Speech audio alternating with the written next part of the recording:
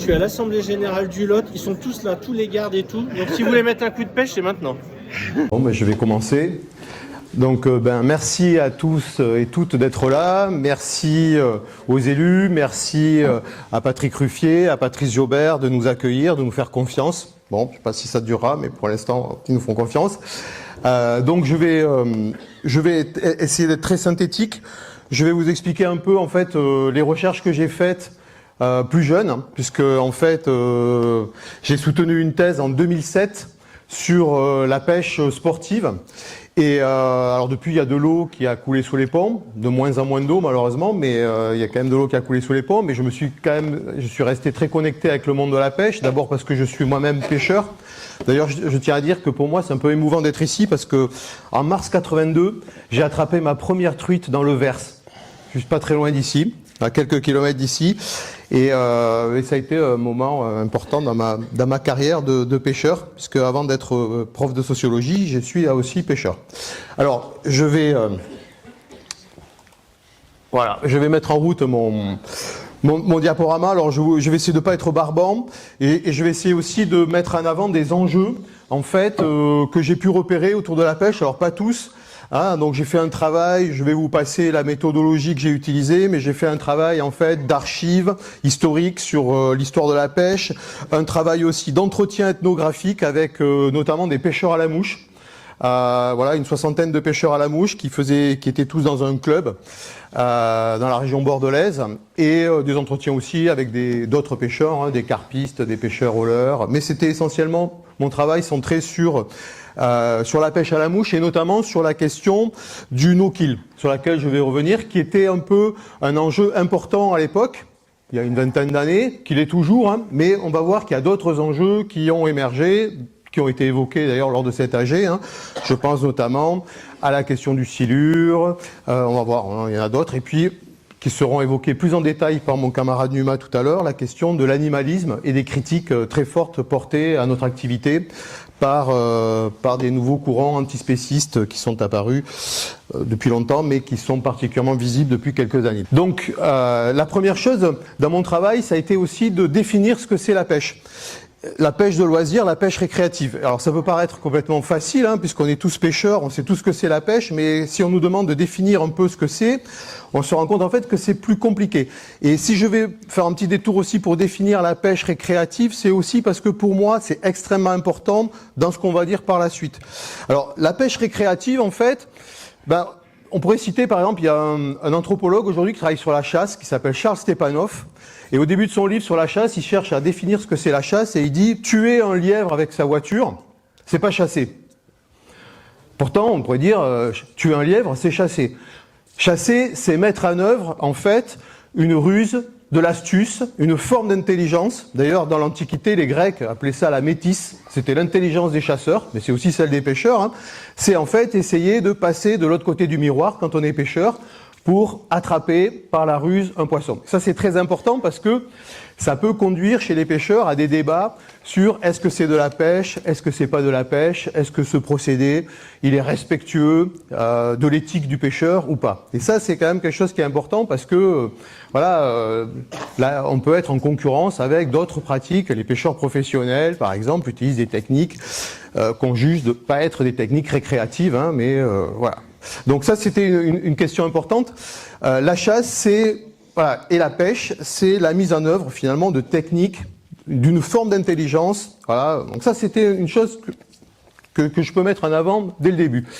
La seconde chose ensuite, c'est l'évolution et les évolutions de la pratique. Alors là, je vais aller assez vite, mais moi je m'étais interrogé beaucoup parce que j'étais dans un labo de sociologie du sport avec des gens qui travaillaient sur le rugby, le football, etc.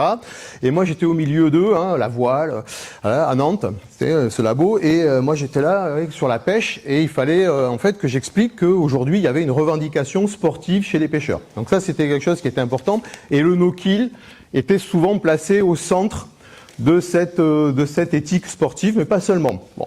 Alors je ne vais pas détailler là-dessus, parce que j'ai beaucoup travaillé sur la codification, sur les normes, etc. Mais c'est quelque chose aussi qui va rester important. Et enfin, ce que j'ai pu constater aussi, c'est que chez les pêcheurs, le monde des pêcheurs n'était pas un monde totalement pacifié.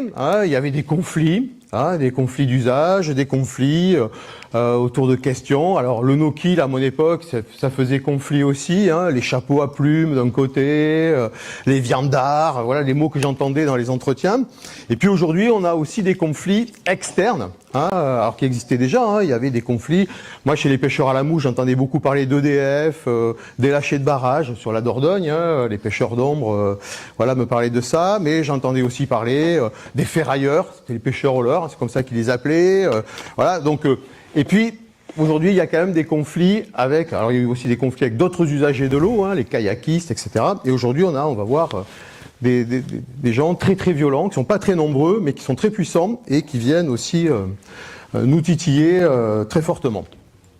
Alors, le plan de mon intervention, je vais revenir sur le no-kill, très rapidement, mais je dirais 2-3 trucs rapides sur le no-kill qui me paraissent importants. J'essaie d'être très synthétique, hein, parce qu'il y a l'apéro après quand même. Le point suivant, ça sera la question aussi des pêcheurs, parce que c'est une question que je me suis posée aussi. C'est souvent on parle des chasseurs, et la question c'est est-ce que notre pratique fait de nous un groupe homogène, et je pense qu'il faut qu'elle le fasse, mais il faut s'interroger sur les conditions qui permettent de le faire. Et le point suivant, ça sera aussi le rapport à la nature et aux animaux. Et ça, c'est une question extrêmement importante parce que dans ma thèse, et c'était un peu la fin de ma thèse, je me suis rendu compte en fait qu'il y avait plein de rapports à la nature. Quand les gens parlent de la nature, quand vous parlez de la nature avec des écolos, en fait, on se rend compte que les gens ne parlent pas tous de la même chose. Et ça, c'est quelque chose qui est extrêmement important parce qu'on peut tous se dire qu'on est écolo, hein, mais qu'on défend la nature, qu'on la préserve, qu'on l'entretient, mais on se rend compte aussi qu'il y a plein de façons de concevoir la nature, il y a plein d'éthiques de la nature, même disent les philosophes. Et par exemple, il y a des gens qui considèrent que la nature, c'est un peu un truc, c'est une entité fixe qui bouge pas, qu'on contemple derrière un miroir. Hein, on n'y touche pas, avec des individus sensibles qui seraient les animaux, hein, qu'il faut surtout pas faire souffrir, avec lesquels il faut pas interagir. Et en fait, c'est aussi une façon d'évacuer les humains qui vivent sur les territoires naturels. Hein, voilà. Et ça, c'est quelque chose qui pose question parce qu'on va voir que dans l'animalisme, je ne vais pas insister sur ce point, mais c'est extrêmement présent cette conception de la nature, un petit peu réifiée et un petit peu distante, voilà, hein, qu'on regarde depuis la ville. Voilà. Et enfin, je terminerai par 2 petits débats, c'est pour lancer un peu les discussions. Un sur le silure, dont on a beaucoup parlé aujourd'hui, hein, mais on voit que en Gironde, la Fédé de Gironde ne traite pas le problème de la même façon que d'autres fédés, donc c'est un sujet très clivant, mais ça je l'avais remarqué dès il y a 20 ans déjà. Hein, les pêcheurs qui me parlaient du silure, c'était soit avec des étoiles dans les yeux, soit plein de haine. Hein, en disant voilà, il n'y a plus de poissons à cause des silures, voilà. Bon, donc ça c'est un débat important. Et puis si on a le temps, on évoquera aussi le débat du live scope. Peut-être que Numa en parlera aussi, mais on pourra en parler après. C'est un débat aussi qui interroge aussi l'éthique de la pratique, hein, puisqu'aujourd'hui, de plus en plus de pêcheurs utilisent cette technologie pour voir les poissons, pour les repérer, et ça interroge aussi sur qu'est-ce que c'est la vraie pêche, la bonne pêche, parce qu'il y a toujours ce débat que les inconnus avaient vu à propos de la chasse, hein, c'est le débat du bon chasseur, le débat du bon pêcheur existe aussi. Oui, les inconnus, c'est les sociologues, très utiles.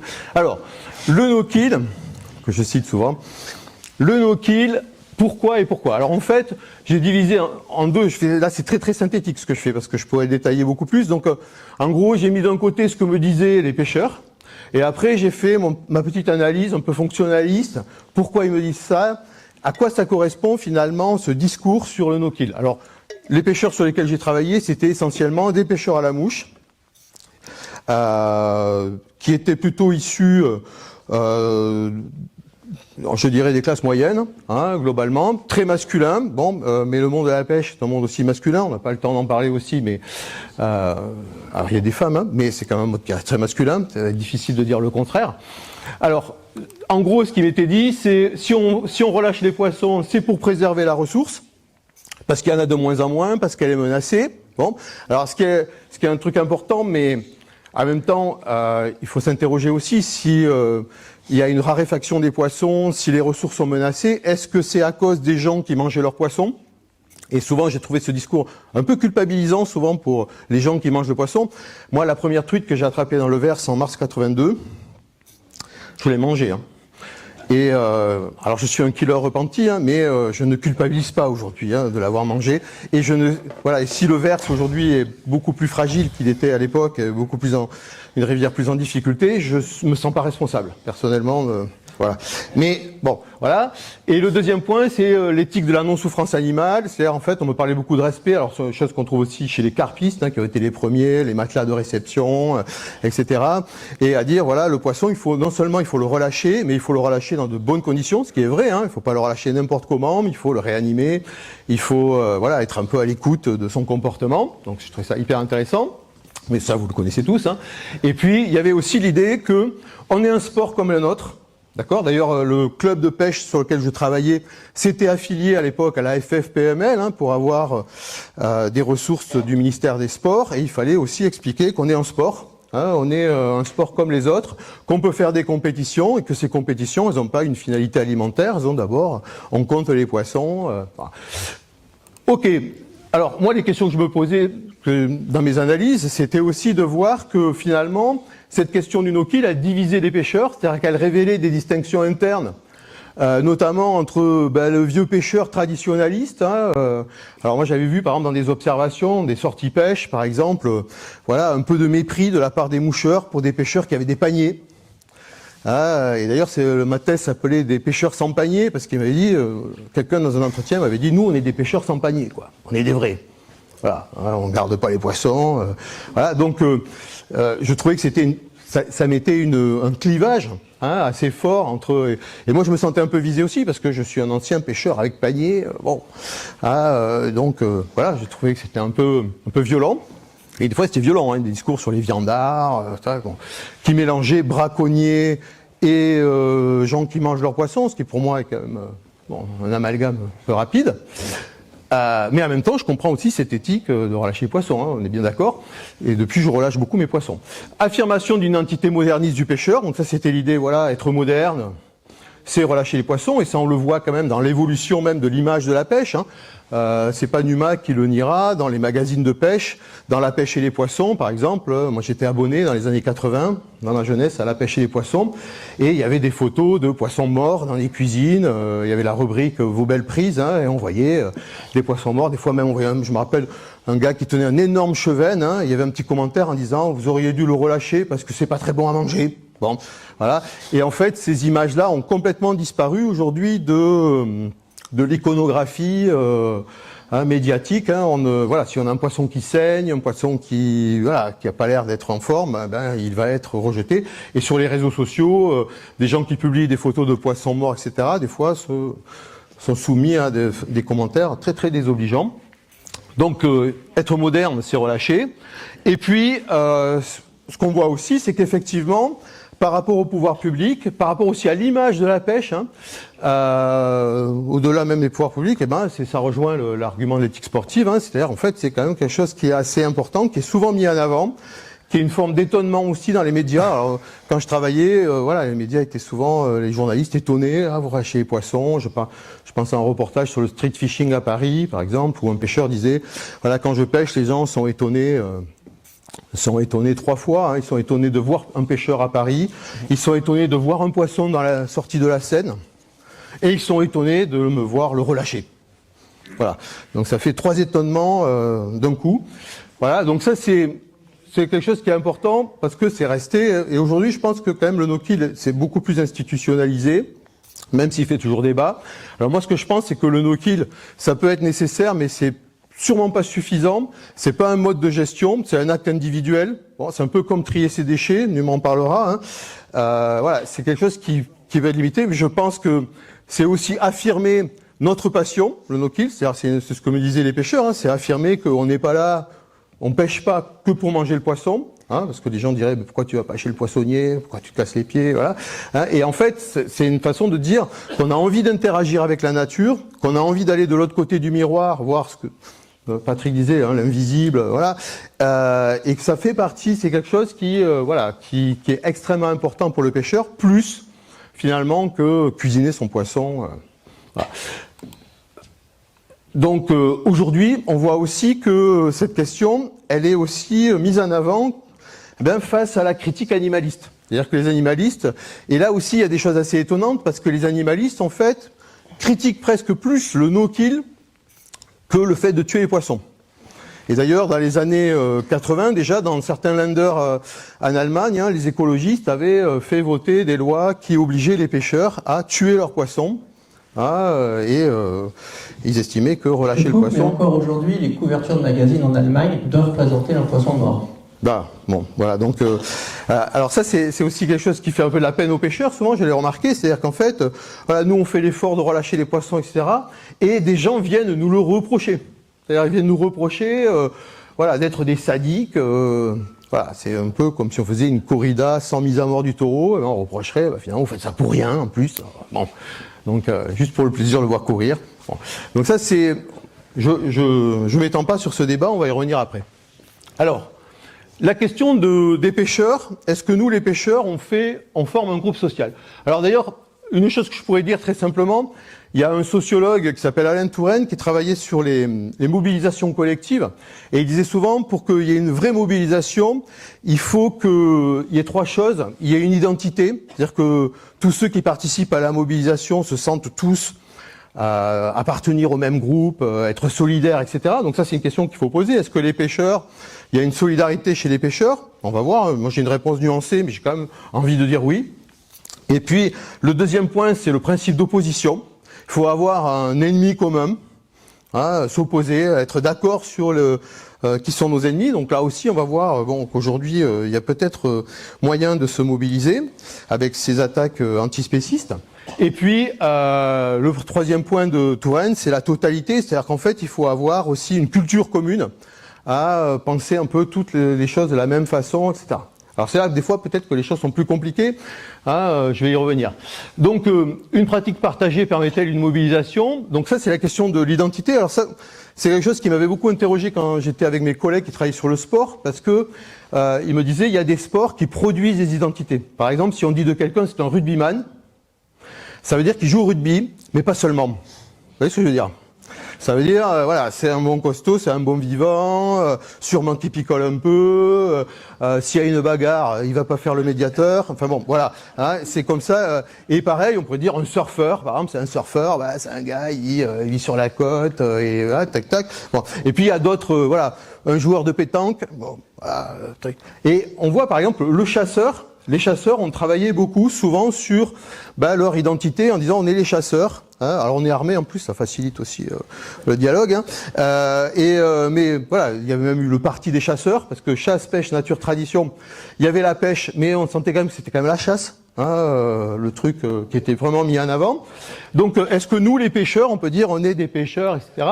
Donc la pêche, faut le dire, hein, c'est un loisir dominé, alors au sens de la sociologie, c'est-à-dire que dans le champ des loisirs, c'est un loisir populaire, hein, alors qui est très répandu. Hein, c'est juste derrière le football en nombre de licenciés. Hein, on l'oublie souvent, hein, parce que c'est un loisir invisibilisé, souvent un peu, qui a été longtemps méprisé un peu dans les médias. Hein, le pêcheur, c'est un peu un ringard, voilà. Mais en même temps, donc on a une image qui est désuète, hein, mais en même temps, on peut quand même se dire que c'est quand même un monde codifié. Alors là, j'ai mis un peu de sociologie, je vais aller vite, hein, parce qu'il y a des sociologues qui disent, voilà, c'est ce qu'on appelle un monde, hein, avec des gens qui ont des codes, qui peuvent se reconnaître, etc. Et puis en même temps, c'est aussi un champ, comme je l'ai dit tout à l'heure, il y a des petits conflits internes, ça c'est de la vraie pêche, ça c'est pas de la pêche. Alors chez les moucheurs, par exemple, c'était hyper important. Hein. Moi je me rappelle une fois, l'ouverture sur le gave d'Oloron, tous les moucheurs se retrouvent et il y en a un qui dit j'ai attrapé une belle truite, tu l'as attrapé à quoi? Au streamer. Ah, c'est pas de la pêche à la mouche. Voilà, ça compte pas. Voilà. Bon, ok, d'accord. Bon, donc voilà.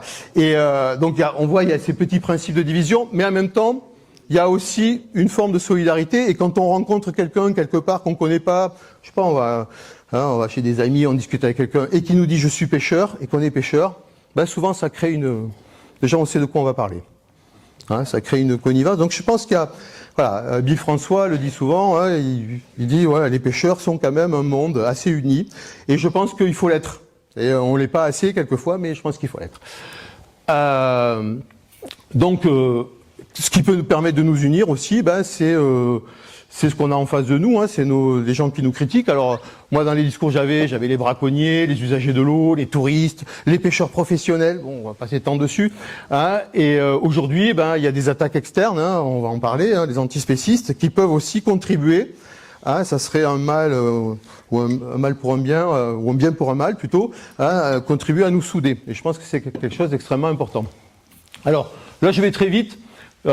C'était les mobilisations, parce qu'à un moment dans ma thèse aussi, je m'étais questionné sur à quel moment les pêcheurs se mobilisent. Très rapidement, j'avais même fait un article à un colloque sur l'eau, parce qu'on m'avait dit est-ce qu'il y a des mobilisations sur la défense de l'eau, hein, et donc je m'étais un peu penché là-dessus, et j'avais vu que les pêcheurs étaient, et notamment le monde associatif autour de la pêche, hein, les APPMA, les fédérations de pêche, étaient très engagés sur la question réglementaire. On l'a vu tout à l'heure à propos du cormoran. Donc il y avait ces luttes réglementaires, donc un combat souvent juridique aussi. J'avais pu rencontrer aussi des pêcheurs qui appartenaient à une association qui s'appelle Ampertos, Truite Ombre Saumon, qui travaillait sur les migrateurs, et j'avais remarqué quand même que dans cette association, il y avait beaucoup de juristes, d'avocats, etc. Et ils m'avaient dit, pour défendre la pêche, il ne faut pas être biologiste, c'est ce qu'ils me disaient dans les entretiens, il faut être avocat. Bon, alors je pense qu'il faut être les deux, mais effectivement, ils étaient dans un angle très juridique. Alors ensuite, il y a les instances associatives. Alors moi, je suis très content d'être ici parce qu'on est au sein d'une fédération, je vous le dis, hein, extrêmement dynamique, hein, qui a aussi, qui est montée aussi en gamme, je dis, d'un point de vue de l'expertise scientifique, etc., avec des permanents qualifiés, etc. Et donc ça, c'est aussi quelque chose d'important. C'est-à-dire en fait d'utiliser la science, l'expertise. Et de l'avoir de son côté, parce qu'on est souvent attaqué aussi sur cette question-là. Et puis, voilà, il faut peut-être, alors Numa en parlera mieux que moi, il faut se battre aussi pour construire en fait une forme d'écologie, pour moi, hein, qui est importante, une écologie populaire, hein, pas une écologie de salon, quoi, hein, une écologie active, une écologie en acte, hein, avec des gens qui vivent dans la nature, qui vivent avec la nature, hein, et je reviendrai après.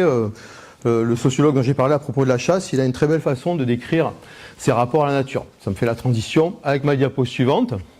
Donc là, je vais juste parler des rapports à la nature. C'est un peu ce que j'ai vu dans ma thèse, et ça va permettre d'introduire après bien ce que va raconter Numa. Donc, par exemple, Charles Stepanov, il dit que la nature, il y a 3 façons de la vivre qui ne sont pas exclusives les unes des autres, hein. La nature, on peut l'exploiter. Alors j'ai oublié le L d'ailleurs. Hein, c'est pas exploiter, c'est exploiter. Ah, c'est-à-dire en fait, c'est une ressource. Alors, il y a plein de façons de l'exploiter. Hein. On peut l'exploiter de façon assez, je dirais, respectueuse. On peut l'exploiter en balançant plein de pesticides. Hein, mais dans tous les cas, on l'exploite. Bon, il y a, on peut la contempler. C'est-à-dire la nature, on peut la mettre, ce que je disais tout à l'heure, derrière une vitre et la regarder, un beau paysage, etc. Alors après, il y a plein de façons aussi de contempler la nature, hein. Et là aussi, j'ai pas le temps de développer, mais même si on regardait l'histoire picturale de la peinture, par exemple, on verrait que pendant longtemps, quand on peignait un paysage, on y mettait des gens. Et puis au XVIIe siècle, les Anglais, par exemple, ont commencé à faire des paysages sans agriculteurs, sans paysans, sans personne dans le voilà, et à dire ça c'est beau. Les Anglais ont inventé l'alpinisme, par exemple, et personne ne montait tout en haut des montagnes, mais eux ont dit c'est hyper important de monter tout en haut des montagnes, parce que d'abord c'est un exploit, mais en plus c'est un point de vue.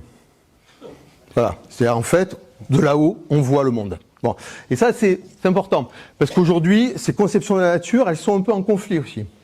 Voilà. Est-ce que l'agropastoralisme, la présence de l'ours, on peut lire plein de conflits à travers cette grille. Donc, les pêcheurs mettent en avant, eux, leur connaissance du territoire, leur connaissance des espèces, des cycles de la vie aquatique. Les pêcheurs à la mouche m'expliquaient qu'il fallait être un peu entomologiste aussi pour être pêcheur à la mouche, hein, les éphémères, voilà, tout ça il fallait connaître. Bon, donc le pêcheur se perçoit, à juste titre, à mon avis, comme un régulateur dans un système. Voilà, donc il fait partie du système, il interagit avec lui, il est aussi témoin de sa dégradation, hein, et ça a été déjà bien dit lors de cet AG. Donc, ce que j'ai pu constater aussi, alors ça c'est aussi un point qui peut cliver les pêcheurs, c'est que quand les pêcheurs parlent des poissons, souvent, alors c'était très présent chez les pêcheurs à la mouche, hein, ils font des hiérarchies. C'est-à-dire, il y aurait des poissons nobles, Alors j'ai même retrouvé Léonce de Boissé, qui est un vieil auteur halieutique, qui avait écrit un livre sur les poissons de France, et il les classait comme ça, hein, il disait la noblesse, l'aristocratie, la bourgeoisie, les ouvriers, les métèques. Les métèques, hein, les métèques, c'était les poissons-chats, les calicobas. Bon, et donc en fait, ce que j'ai pu constater souvent, c'est que le classement de poissons était aussi un peu des classements de pêcheurs, des classements de rivières, hein, les belles rivières, les rivières moches. Aux États-Unis, ils disent voilà, les rivières préservées, les rivières polluées. Bon, et donc ça, c'est des classements qui sont souvent à interroger, parce que voilà, des fois, on croit parler des poissons, mais en fait, on parle surtout de ce qu'on connaît, c'est-à-dire des humains. L'animal comme partenaire, donc ça aussi c'est une question. Hein, est-ce que ça c'est une question que me posaient beaucoup mes collègues à propos du sport. Ils me disaient mais c'est du coup les pêcheurs c'est des sportifs, du coup leur sparring partner c'est le poisson. Mais il est au courant lui le poisson, voilà, qu'il pratique un sport, etc. Et alors effectivement, hein, il y a toute cette question à poser. Hein, donc il y a alors moi, j'ai pas tranché la question, hein, ça n'a pas de sens, mais j'ai surtout interrogé les pêcheurs autour de cet imaginaire, hein, cet imaginaire de, voilà, le poisson, il est rusé, il y a des poissons plus ou moins sauvages. Alors, je voyais par exemple le sauvage, c'est un discours. Alors des fois, c'est assez étonnant. Par exemple, dans la Creuse, hein, un responsable d'un réservoir de pêche à la mouche hein, m'expliquait que les truites s'ensauvageaient dans son réservoir, et que la meilleure façon de les ensauvager, c'était de les attraper et de les relâcher. Voilà, alors moi je trouvais qu'elles se stressaient surtout, mais bon, hein, voilà. Mais c'était tout un discours, voilà, elles deviennent méfiantes, pas faciles. Au début elles sont pas sauvages, et puis après elles sont sauvages, elles sont farouches, etc. Donc il y a tout un imaginaire, mais on voit derrière, on sait tous hein, qu'il y a derrière la proie, la prédation, il y a un imaginaire, il y en a qui aiment bien les grands prédateurs. Hein, les grands prédateurs ont toujours été, le brochet, le lion, voilà, ont toujours été fascinants. Donc il y a tout un imaginaire qui se construit aussi derrière ça. Mais des projections qui sont aussi importantes, mais qui permettent aussi d'interagir. Hein. On a besoin aussi de cet imaginaire pour interagir avec la nature. Alors le silure, on va en parler après, hein, il incarne un peu ça, parce que le silure, pour certains, c'est un défi, c'est un poisson de sport. C'est le plus gros poisson d'eau douce en France avec lequel on peut pêcher. Et avant, il fallait être riche pour se payer des pêches exotiques, pour aller attraper des poissons de plus de 10 kilos. Aujourd'hui, on peut le faire en bas de chez soi, grâce au silure. Bon, donc ça c'est ce que j'ai entendu aussi. Et puis d'autres ont dit qu'est-ce que c'est cet animal? C'est un nuisible, il prolifère, il envahit, il mange les autres, c'est un concurrent. Bon, donc ça c'est une vraie question aussi hein, qu'on va pouvoir reposer. Et puis après il y a la question, j'y reviens, hein, on tourne dessus, hein, on tourne autour de cette question. Il y a le no-kill, ce que j'ai dit tout à l'heure. Hein. Et là, je le redis encore une fois, hein, cette question du no-kill qui est posée et qui a posé en perspective avec le rapport à la nature, c'est-à-dire en fait, voilà, relâcher le poisson, quel impact ça a sur les milieux, est-ce que c'est important? Moi, je pense que la plus grande importance d'en relâcher le poisson, c'est pas tellement, en fait, une réponse je dirais piscicole directe, c'est d'abord, ou même de gestion, hein, c'est d'abord aussi la mise en avant finalement d'une passion. Relâcher son poisson, c'est dire voilà, moi je pêche pas pour le poisson en fait directement. Je pêche parce que j'aime être en contact avec la nature, j'aime attraper des poissons.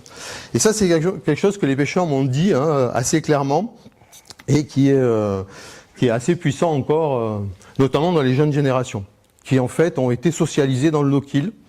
Et donc, l'avantage, je trouve, de cette jeune génération par rapport à la précédente, c'est qu'elles sont un peu moins culpabilisantes, je trouve, avec ceux qui tuent les poissons, parce qu'ils en voient moins, pour eux, voilà, c'est un peu les vieux qui font ça. Voilà.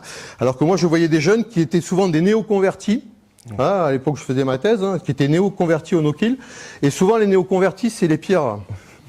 C'est les pires intégristes, hein, en général. Et souvent, ils avaient des discours très violents. Hein, alors que 2 ans avant, ils tuaient les poissons, ils disaient qu'il fallait pendre tous les gens qui... Bon. Donc ça, j'ai trouvé ça assez fort. Hop, j'accélère. Hein. Donc là, on arrive sur les débats. Alors les débats, je vais aller très vite. Donc les débats. Premier débat, c'est le silure. Alors le silure, est-ce que c'est une espèce invasive? Est-ce que c'est un bouc émissaire? Donc aujourd'hui, il y a des siluristes, des pêcheurs qui sont, peut-être qu'il y en a parmi vous, hein, qui se sont spécialisés dans cette pêche. Hein. D'autres leur disent non mais non, ça n'a pas de sens de se spécialiser. Voilà, il n'y a pas eu des calicobistes, pourquoi il y aurait des siluristes? Bon, voilà, c'est quand même pas le même poisson. Le silure, alors là je vais dire des choses assez provocatrices, hein, je l'avais déjà dit dans une vidéo, mais moi ce que j'ai quand même constaté, ça m'a frappé, c'est que quelquefois les gens parlaient du silure et j'avais l'impression d'entendre, je vais dire des trucs très provocateurs, mais j'avais l'impression d'entendre un journaliste de CNews qui parlait des migrants, quoi. Hein, c'est-à-dire qu'en fait, ils ont pris la place. Ils baisent nos poissons, ils ont pris la place de nos poissons, ils sont arrivés, ils ont une sale gueule. Bon, et souvent des discours, voilà, très, c'est invasif, etc. Ce qui quand même mériterait d'être interrogé, parce que l'histoire du peuplement piscicole, c'est une histoire d'invasion, de métissage. Les carpes ont été amenés au Moyen Âge, les cendres sont pas arrivés tout seuls, les black bass non plus. Voilà, c'est pas le premier en tout cas. Hein, c'est pas le premier à passer la frontière. Hein, et il y a même des gens qui pensent qu'il y avait des silures autrefois dans certains bassins, même en France. Bon, voilà. Donc ça, c'est une question, voilà, qui interrogeait cette violence. Hein, et voilà, je me demandais, bon, de quoi il parle en fait. Des fois, j'ai souvent eu cet effet de pêcheurs qui parlaient de poissons, et des fois je me disais, mais en fait, ils parlent de quoi? Hier, j'évoquais encore des carpistes qui me parlaient de carpes à qui ils avaient donné des prénoms. Et des fois, je me disais, ils parlaient de filles. Ils disaient Caroline, tout le monde l'apprend, c'est pas marrant. Bon, voilà. Et bon, parler d'une carpe, hein, mais donc des fois, on se demande. Hein, il faut se poser la question. Hein, qu'est-ce que je projette sur les animaux? Parce que les animaux, ils parlent pas. Donc en fait, on peut leur faire dire ce qu'on veut. En fait, on peut être ventriloque avec les animaux. Et puis, il y a la question des affects. Et là aussi, hein, on voit quand même que, alors Numa pourra en parler mieux que moi, mais parce qu'il s'est un peu penché sur la question. Mais en fait, si on regarde les études scientifiques sur le silure, hein, il n'y a pas de conclusion probante pour dire que le silure met en danger les milieux aquatiques. Hein. Mais on voit quand même que c'est un débat qui est dominé par les affects. Hein, extrêmement virulent. Enfin, la vidéo qu'on a faite avec Numa sur un petit débat qu'on a fait sur le silure, il y a des commentaires extrêmement violents. Voilà. Bon. Alors des fois, voilà, on peut entendre l'autre jour un pêcheur en Auvergne, un vieux pêcheur venu nous voir en nous disant il n'y a plus de truites dans nos rivières à cause du silure. J'étais quand même très étonné parce que j'avais jamais vu de silure, il n'y en a pas hein, dans la rivière dont il parlait, mais voilà, le silure, il est même responsable du déclin des truites, même là où il n'est pas. Bon. Alors après, j'ouvre le débat parce que c'est un vrai débat. Et moi, les débats, j'aime ça. Donc les conflits encore plus. Et puis il y a un autre point qui fait débat. Alors c'est le LiveScope. Alors j'avais mis au cas où il y a quelqu'un qui ne sache pas ce que c'est, un petit rappel de ce que c'est. Hein. Le LiveScope, en gros, c'est un échosondeur en temps réel qui permet de voir les poissons directement de pêcher à vue depuis son bateau, voilà, et qui permet de toucher des poissons, voilà, qui étaient intouchables autrement. Hein. Il y a des gens qui pêchent, je sais pas, à Bord-les-Orgues. Là, j'ai un pêcheur qui pêchait les truites dans la retenue du Bord-les-Orgues et qui arrive à les trouver, alors qu'avant, il fallait vraiment un coup de chance pour tomber dessus. Bon, donc ça, évidemment, ça fait débat parce que ça fait un débat autour du purisme. Hein. Et on retrouve ma définition de la pêche. Hein. La pêche, c'est mettre en œuvre une intelligence rusée pour attraper des poissons. Et là, ce que j'entends, c'est que c'est de la triche, c'est plus du jeu. Voilà, des pêcheurs pas bons deviennent bons brutalement. Voilà, gagnent des compètes juste parce qu'ils savent se servir d'un live. En plus, je dirais même il y a aussi une fracture numérique aussi, hein, puisqu'il y a les jeunes générations qui maîtrisent très bien les écrans, voilà, qui peuvent dire voilà. Alors il y a aussi une fracture économique parce que ça coûte cher, hein, faut s'équiper, hein. Voilà. Et puis il y en a d'autres qui disent non, c'est de la pêche à vue. Regardez-vous les pêcheurs à la mouche, vous aimez bien pêcher les truites à vue. Pour vous le sommet c'est pêcher en nymphe à vue. Là nous on pêche à vue. Ça nous apprend plein de choses sur le comportement des poissons, sur l'animation des leurres. Bon, voilà, c'est un super outil. Voilà. Et puis le jour où ça sera moins cher, tout le monde trouvera ça super. Voilà, c'est ce que j'entends. Hein. Bon. Et puis donc en fait, hein, voilà, la question c'est voilà, c'est le prestige du pêcheur hein, qui est mis un peu en question aussi par cet outil. Alors après, il faudrait se poser des questions. Hein. J'ai pas eu le temps de creuser la question, mais il faudrait revenir historiquement aussi parce que il y a eu des débats qu'on a un peu oubliés parce qu'ils étaient il y a très longtemps. Mais par exemple, dans les années 50, au moment de l'explosion des loisirs, des premières voitures, les congés payés, etc., il y a eu l'invention, enfin la diffusion, ça a été inventé avant, hein, mais du moulinet à tambour fixe, de la cuillère, la pêche à la cuillère, hein, et aussi, quelques années plus tard, fin des années 60, années 70, le développement des congélateurs. Qui en fait, ben ça c'est des outils technologiques en fait, hein, qui ont énormément changé leur rapport à la pêche. Parce que avant l'invention du congélateur, ben, il y a des pêcheurs qui arrêtaient de pêcher quand ils avaient leur panier plein, et après ben, ils allaient vider le panier à la maison et puis ils revenaient pêcher, et ils savaient que le congélateur permettait de garder les prises, et ben, la pêche à la cuillère, par exemple, au tout début, je pense qu'elle a dû pas toujours être regardée, parce que c'était une pêche quand même très meurtrière. Hein, voilà, ça fonctionnait très bien. D'ailleurs, les cuillères, ça existe toujours, hein, et ça marche bien. Bon. Donc, c'est pas nouveau en fait, mais évidemment là, on monte aussi en gamme, hein, mais c'est pas nouveau qu'il y ait des débats là-dessus. Voilà, j'en ai terminé.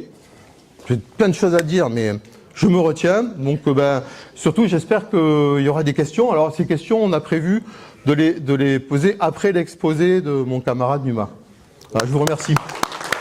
La question des antispécies, c'est pas une obsession personnelle, ça m'est tombé dessus pendant le confinement, parce que voilà, ils font chercher des thèmes pour faire des podcasts, et il se trouve que la menace n'a fait que enfler. Et comme je fais partie des gens qui s'est intéressé dès le début, et ben j'ai continué à m'intéresser, en particulier à la demande des fédérations et des divers acteurs de la pêche. Et quand je dis que la menace elle augmente, c'est vraiment réel. Hein. Par exemple, j'ai participé au salon de Saint-Étienne cet hiver, salon des pêches de Saint-Étienne, et pendant la nuit, la banderole qui est à l'entrée du hall où on expose a été vandalisée, coup de cutter, slogan, ambiance, c'est pas aimer les poissons que les pêcher. Et puis dernièrement, on a quand même interdit le JFT à Paris. Enfin, je ne sais pas si vous imaginez la violence symbolique d'interdire à des enfants d'aller à la pêche. Ce n'est quand même pas rien. Donc c'est quand même des gens qui sont très déterminés et qui ont pas mal de moyens. Il est où mon diaporama là? Il est là. Voilà. Donc en fait, quand même, malheureusement, il y a une petite matrice philosophique à connaître.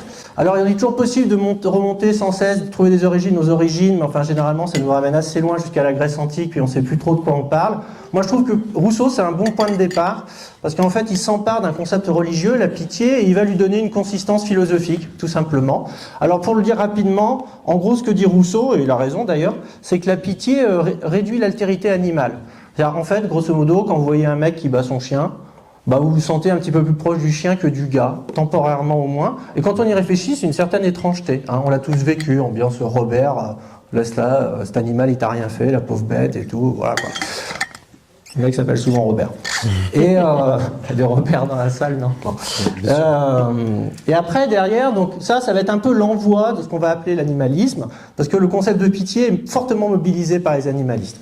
Après, quand même, entre-temps, il y a un élément important, c'est que le animalisme et antispécisme sont des utilitarismes. Vous allez tout de suite comprendre en quoi ça consiste. Au 19e siècle, donc Rousseau c'est 18, 19e siècle, arrive un mec qui s'appelle Bentham, et qui dit « La fonction de la société, c'est d'accroître le bonheur collectif ».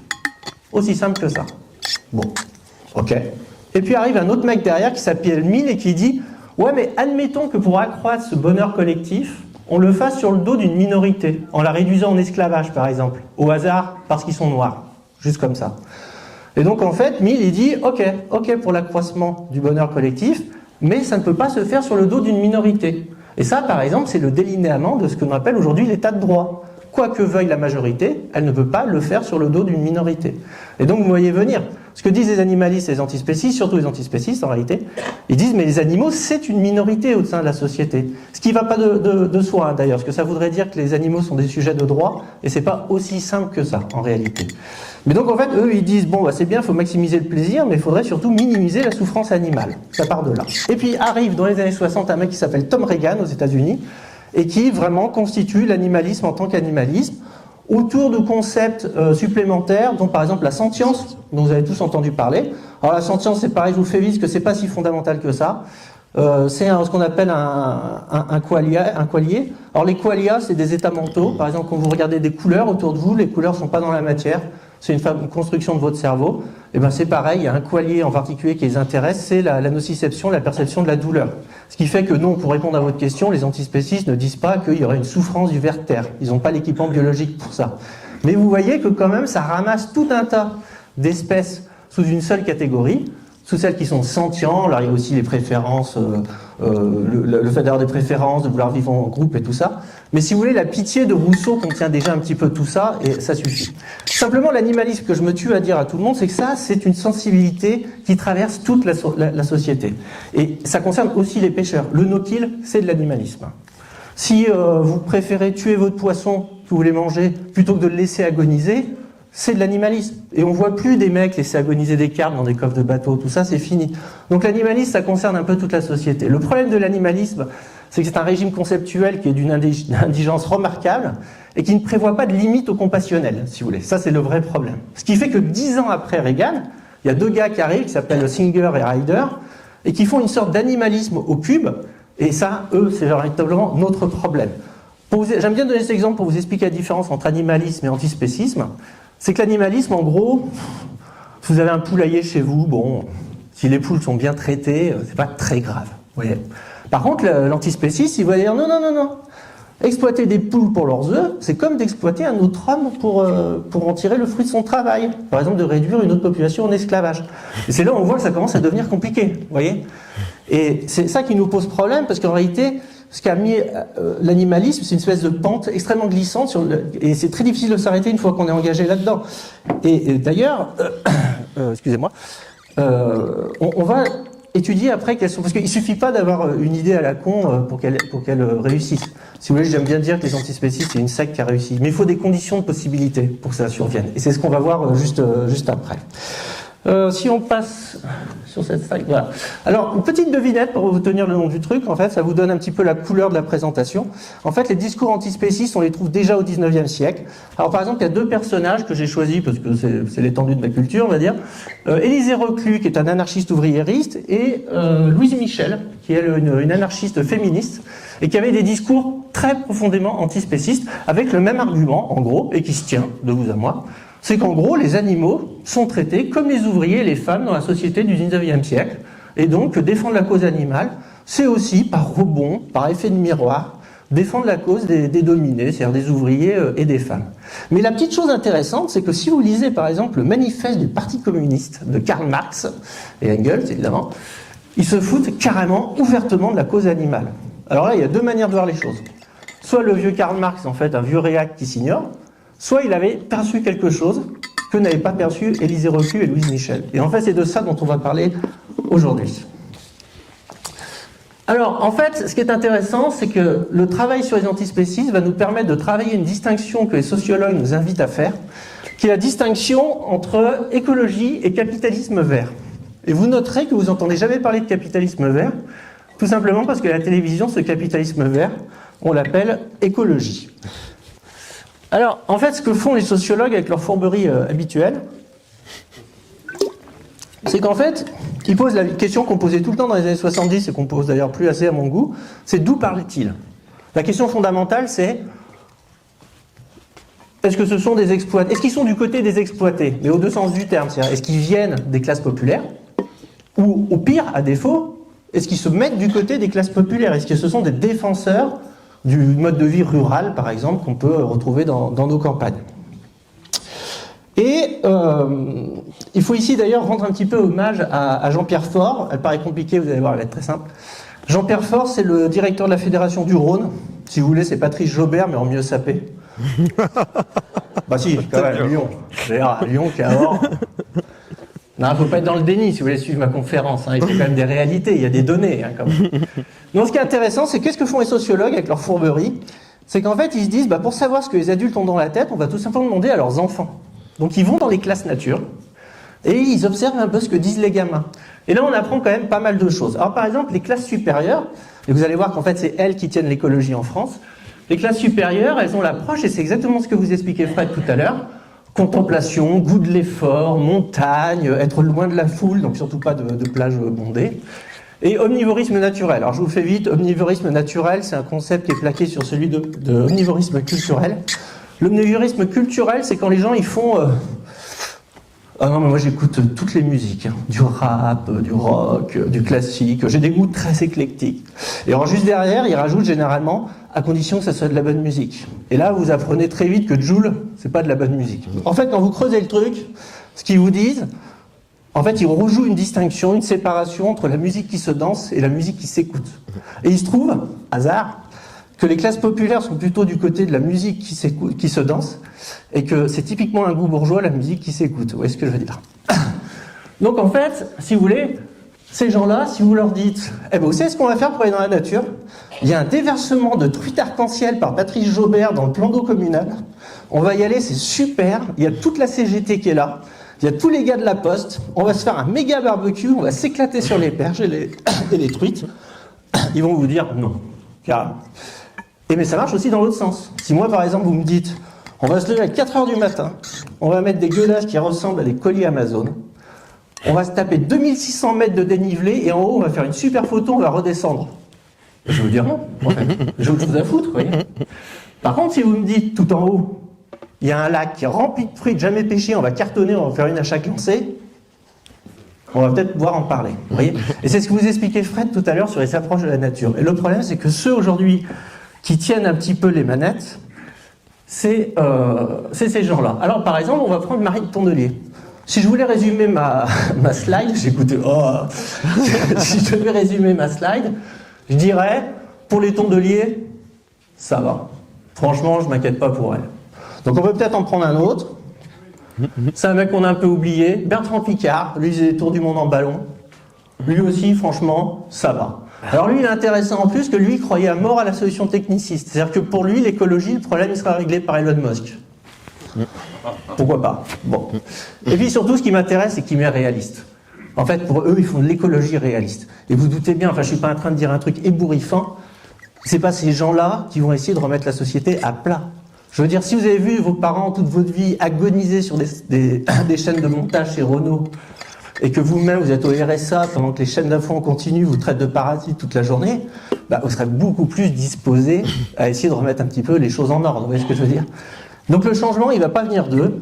Et en fait, ce qui s'est passé petit à petit... Voilà. Alors quand même, je tiens à dire, je ne suis pas là pour en mettre plein la gueule à Sandrine Rousseau. D'une manière générale, elle dit beaucoup moins de conneries, à mon avis, que Roussel. Mais par contre, c'est hyper intéressant, ce que je vous parlais du cadrage. C'est-à-dire que comme les classes supérieures, qui en fait occupent les médias, qui occupent les positions politiques, imposent leur vue, hein, et vous avez vu que ça part dès l'enfance. Dès l'enfance, en fait, il y a une différenciation entre les classes populaires, vous et moi, et ces gens-là. Et bien ça se retrouve à l'autre bout. Et par exemple, Roussel, lui, ce qu'il essayait de répondre à Sandrine Rousseau, c'est en gros, et c'est ce qu'il aurait dû dire d'ailleurs, il aurait dit, mais nous, quand on fait une manif avec la CGT, ouais, on bouffe des merguez. Mais c'est pas parce qu'on est d'odieux masculinistes, c'est juste parce que c'est comme ça, c'est notre mode de socialisation à nous. Et ça n'a rien à voir avec le fait qu'on n'aime pas les femmes, qu'on soit dans le virilisme et tout ça. Mais vous voyez, et c'est le problème, je pense, numéro 1 qu'on va avoir, c'est que maintenant, ils ont réussi à imposer un certain cadrage et à remplacer certains mots par d'autres mots. Vous voyez ce que je veux dire? J'essaie d'aller vite, alors pour le coup, je perds ma salive. Alors pour mettre tout le monde d'accord, il faut regarder les données. Il y a quand même des choses, il y a des gens qui enquêtent pour de vrai, sérieusement. Alors en économie, le dernier décile, c'est les 10% les plus riches. Et le premier décile, c'est les 10% les moins riches. Et bien dans les faits, c'est pas vous et moi le problème écologique de la France. Dans les faits, c'est Marine Tondelier et ses potes en réalité. C'est sa classe sociale à elle. Et ça, les données sont claires. Il n'y a aucune discussion possible. Et d'ailleurs, dans le livre de Combi dont on va parler après, c'est marrant parce qu'il y a une tournure de phrase que j'adore. T'entends, il fait des trucs du style alors c'est marrant parce que les grands bourgeois, ils sont là, mais je comprends pas, je vais au marché bio à vélo, et finalement à la fin je pollue plus que le plouc de Figeac avec son diesel, quoi. Et ils en reviennent pas, mais par contre, ils refusent de l'accepter. Et à force de refus d'acceptation, il se passe pas mal de trucs, et ils ont inventé donc ce qu'on appelle le capitalisme vert. Et en fait, c'est le résultat d'une double contrainte. C'est-à-dire qu'en fait, aujourd'hui, si on veut sauver la planète, il va falloir modifier en profondeur les modes de production et la manière dont on vit. Mais ces gens-là n'ont aucun intérêt personnel réel à le faire. Vous voyez ? Et donc, à force de faire ça, il y a une sorte de solution, un mauvais compromis, on va dire, qui est arrivé, qu'on pourrait appeler, que j'appelle moi, la responsabilité écologique individuelle. Et en gros, ça vous dit, si vous pissez sous la douche, on va sauver le monde. Et le problème, c'est que c'est pas possible. Oui, même si on défèque, exactement. Donc, si vous voulez, c'est pour ça que vous allez arriver plein de discours qui vont commencer à émerger en disant « Oui, non, mais nous, on peut rien faire. On va surtout pas froisser M. Bernard Arnault, Par contre, vous allez faire des trucs, vous allez couper le robinet quand vous brossez les dents, des choses comme ça. Vous voyez le délire. Et ça, c'est une histoire. En fait, dans les années 70, quand la question écologique est arrivée, le système scolaire, il a fait ce qu'il sait faire au départ, enfin sa première impulsion, on va dire, sa premier réflexe, c'est qu'il a pris tel quel le savoir scientifique et il l'a transmis aux enfants.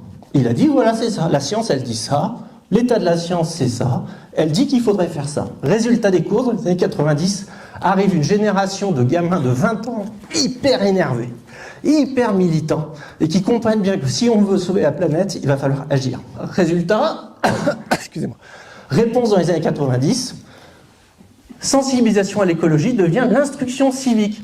Et là, on vous responsabilise. Je trouve que le meilleur exemple de ça, c'est le tri des déchets. C'est-à-dire qu'il y a eu un moment, on avait le choix. Soit on arrêtait de produire des packaging, soit on mettait des poubelles vertes en plastique en bas de chez vous. Devinez ce qu'ils ont fait.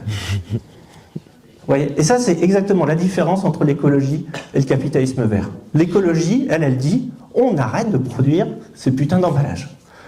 Et le capitalisme vert, il dit, les gens, ils vont trier le déchet. De toute façon, recyclage, ça veut bien dire ce que ça veut dire. La racine, c'est kouklos. C'est le cercle en grec. Donc ça veut dire qu'on tourne en rond dans les mêmes modes de production. Et tout ça sert à gagner du temps. Et donc, quand vous vous doutez bien, ça ne marche absolument pas. Et donc, on en est toujours dans la même situation 20 ans après, où en fait les classes populaires qui font en fait le plus de gestes verts, c'est démontré depuis extrêmement longtemps, n'ont absolument rien à se reprocher.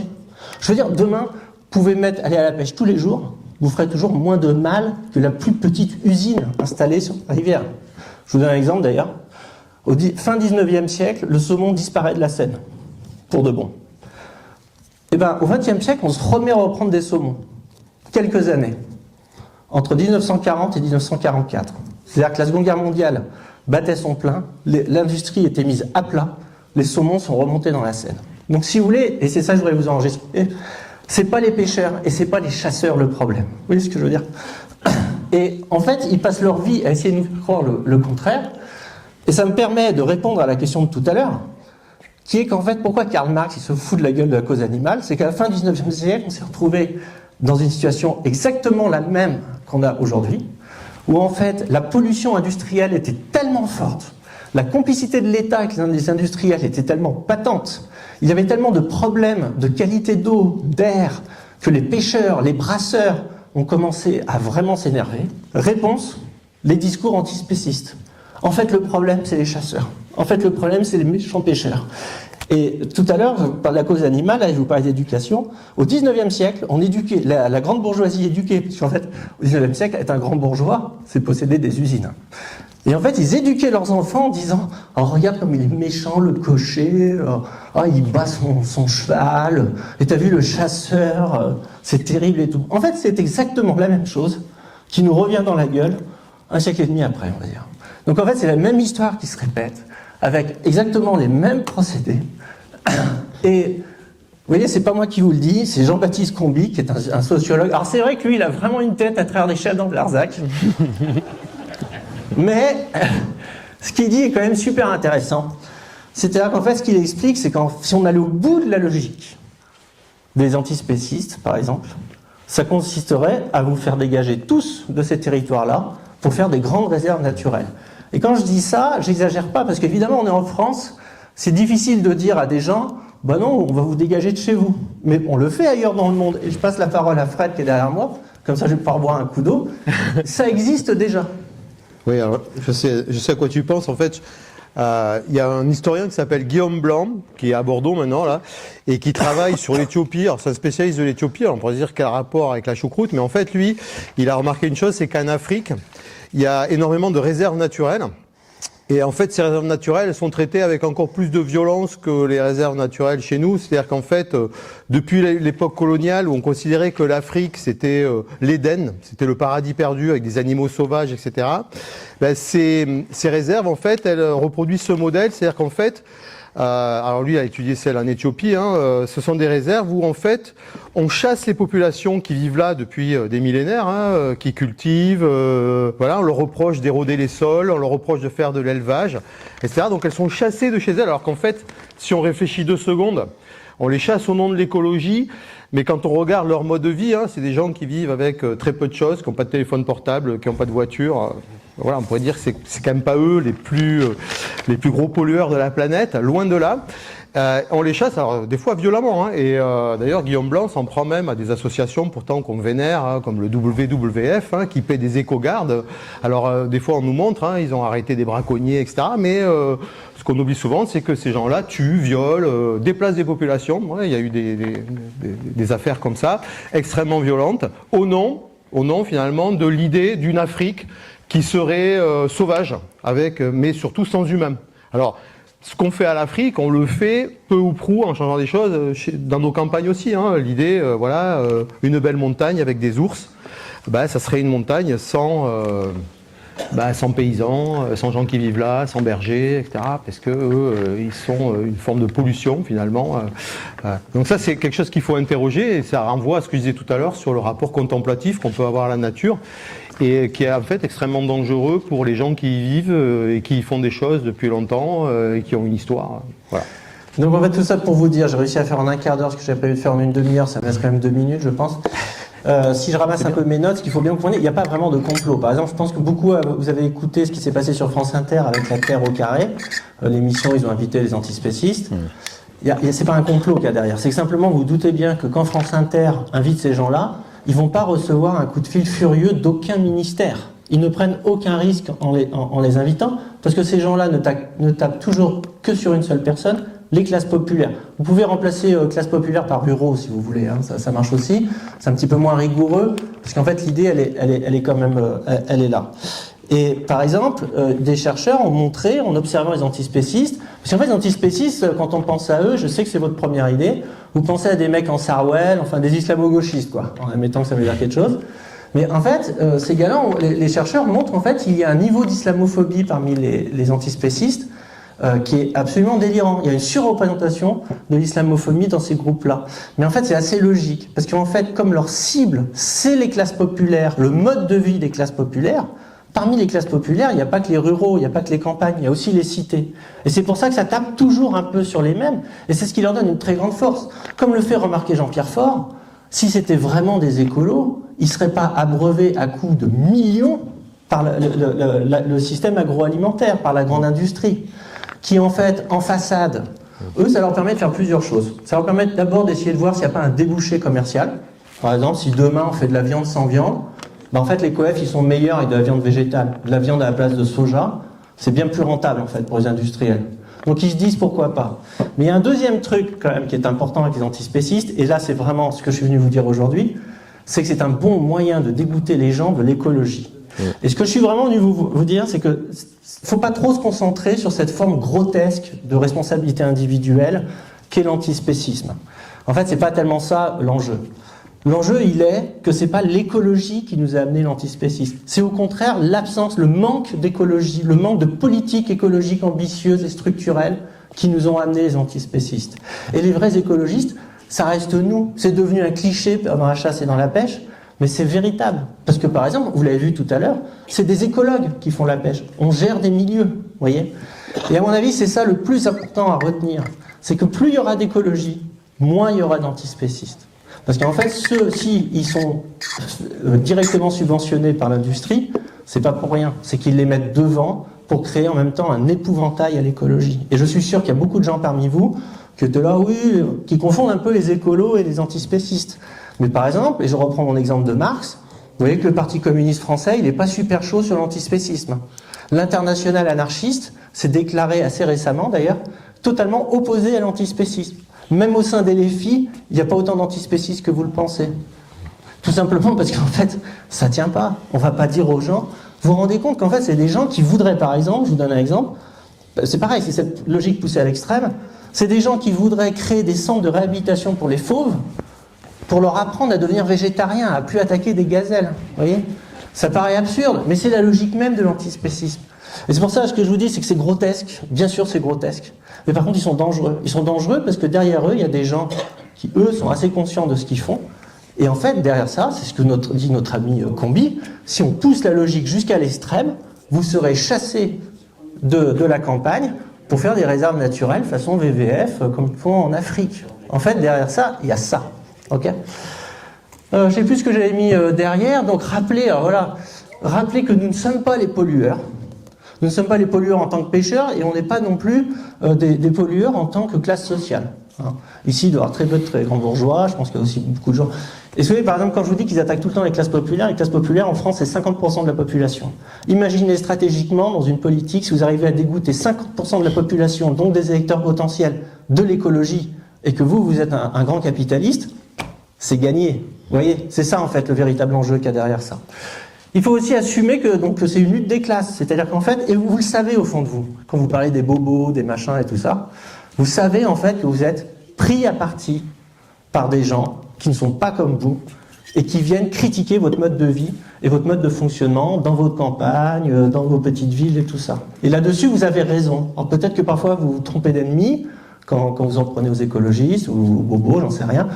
Mais en fait, dans le fond, c'est un petit peu vrai. Il y a une lutte politique derrière qui est en place. Je pense aussi qu'il faut lutter contre la logique de responsabilité individuelle et repolitiser le débat et l'écologie. Aujourd'hui, et ça c'est leur grande victoire, moi je fais des vidéos promotionnelles pour vendre des produits, il y a des fois tu coupes un petit bout de fil, comme ça il tombe par terre, tu as toujours un mec pour te mettre un commentaire, ouais oh le bout de fil, pour ça va. On est devenus tous le flic de l'autre. Je veux dire, c'est pas mon bout de fil le vrai problème. D'ailleurs, peut-être que le vrai problème, c'est que je vends des leurres, c'est-à-dire du plastique emballé dans du plastique. Ça serait peut-être plutôt ça le problème, vous voyez. Et en fait, il faut se battre contre ça. Toutes ces espèces de petits curés qui sont mis en place comme ça, et en fait, qui déforment complètement le débat. Hein. On en revient à ce qu'on disait sur le tri des déchets. Il y a des gens qui aujourd'hui, dans toute bonne foi, balancent des bouteilles en plastique dans la poubelle jaune, mais il n'y aura pas de miracle. Le plastique, ça se recycle très mal, contrairement au verre. Et vous noterez qu'ils ont décidé qu'on continuerait avec les bouteilles en plastique. Et à mon avis, le combat pour remplacer les bouteilles en plastique par des bouteilles en verre, il est beaucoup plus important que de savoir si Maurice ou Jean-Pierre, il a bien mis le truc dans la bonne poubelle, vous voyez. Et ce qui se passe pour la pêche, c'est la même chose. Je veux dire, le gars qui prend une truite, il la bouffe, maillé, en prend une de trop, de moins, franchement, c'est pas ça qui compte. Enfin, je veux dire, l'état de nos rivières aujourd'hui, c'est pas ça. C'est pas le mec qui prélève un petit peu trop, ou pas comme il faudrait, ou pas au bon moment.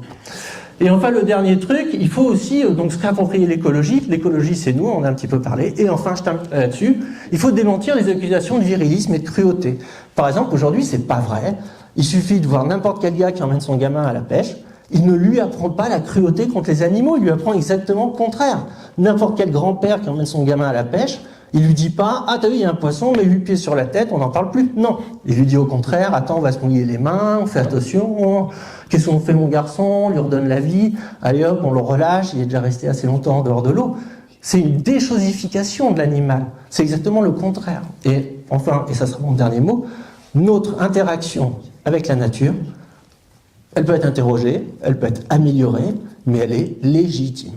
On a le droit d'être pêcheur et d'être chasseur, à condition de remplir certaines règles légales et éthiques. Voilà, c'était tout. S'il y a des questions, ça va être le moment. Merci à tous. Oui, bonjour. Vous avez expliqué qu'il y avait donc l'antispécie, il y a des pêcheurs, donc ici, c'est pas dur de vous convaincre, parce que moi surtout c'est la même chose. Par contre, il y a des gens qui ne sont pas antispécie, qui ne sont pas pêcheurs par contre, et qui auraient peut-être plus de facilité à devenir antispécie, puisqu'ils pêcheront jamais. Donc là, je voulais vous dire, c'est qu'aujourd'hui, on voit beaucoup sur les réseaux sociaux, sur les écrans de télé, des émissions de pêche. Et ces émissions, malheureusement, ne reflètent pas la réalité, puisque on ne parle pas de cadeaux, on ne parle pas de sortie, on ne attrape rien. On montre beaucoup de prises, c'est du concentré. Et est-ce qu'aujourd'hui, au niveau média, on ne devrait pas faire un peu plus attention à ce type de vidéo? Parce que malheureusement, ça pourrait se retourner contre le pêcheur. Voilà, je suis complètement d'accord avec vous. C'est en fait juste la différence entre communication interne et communication externe. Et là, c'est mon métier, donc je peux en parler rapide. Si vous, par exemple, les vidéos les moins vues parmi les influenceurs pêche, c'est les vidéos sur les écoles de pêche. Parce que cet environnement, tranquille, comme ça, enfin bon, ça n'intéresse pas les pêcheurs. Les pêcheurs, ce qu'ils veulent, en gros, c'est de connaître le matériel et les techniques qui leur permettent de prendre plus de poissons. Et donc, effectivement, comme la plupart des vidéos sont financées par des marques, en plus, ça va toujours dans cette direction. Mais après, il faut aussi penser communication externe. Et ça, vous avez raison. C'est là où on n'est pas bon. Et moi, je vais vous dire deux choses que j'ai dit successivement de genres de réunions comme ça. La première, c'est qu'il faut qu'on soit beaucoup plus capable d'expliquer ce qu'on fait. Comme tout à l'heure l'a dit Fred, spontanément, les gens comprennent beaucoup plus facilement. Vous preniez un poisson, vous l'assommiez, vous le mangez, plutôt que vous preniez un poisson, vous le prenez en photo, vous le remettez à l'eau. Donc il faut qu'on soit capable d'expliquer ça. Et d'ailleurs, dans l'émission de la Terre au carré, parce que vous savez que tout ce qu'on fait, les antispécistes, ils l'écoutent, ils me suivent de près, et même parfois ils m'envoient un message en me disant « c'est pas mal, ton intervention, elle était assez cool ». Donc ils écoutent ce qu'on fait, quand même. Et là, dans l'émission de la Terre au carré, sur le no-kill, ils ont un peu changé de discours. Ils ont dit « oui, mais regardez, ils ne sont pas obligés de remettre le poisson à l'eau ». Parce qu'ils ont quand même conscience que c'est quand même un bon argument pour nous. C'est-à-dire que, comme il y a beaucoup de communicants là-dedans, ils ont conscience que bien tourné, si on est adroit, ça peut nous faire gagner pas mal de décennies, en fait, aux yeux de l'opinion publique. Et la deuxième chose, c'est que moi je trouve, alors c'est bien, on a vu ce que font les fédérations. La dernière fois, j'étais à la fédération de l'Aveyron, là que j'aime beaucoup. Et vraiment, je l'ai dit, parce que quelqu'un me dit, mais qu'est-ce qu'il faudrait faire et tout ça. Franchement, vous connaissez Bill François, vous avez vu son buzz avec Jamel Debbouze, ses participations à France Inter et tout ça, ses livres et tout. Je veux dire, est-ce que vraiment c'est un énorme budget de lui filer, allez, c'est un Parisien, donc il faut quand même qu'il ait moyen de vivre, 3-4 000 balles par mois, lui coller une attachée de presse au cul, et de faire le tour de tous les médias pour dire ce qu'on a à dire. C'est-à-dire qu'il nous faut une figure quand même à l'aise avec les médias, une figure scientifique, quelqu'un qui est jeune, qui passe bien. Si vous voyez l'émission de France Inter, la journaliste en face, elle est sous le charme de Bill. Et à mon avis, ça fait partie des solutions. Il faut quand même qu'on investisse l'espace médiatique, mais avec de la communication externe, comme vous le dites. Pas parler de capture, de machin, de choses comme ça, mais de notre rapport à la nature. Voilà. Ok. C'est tout bon ?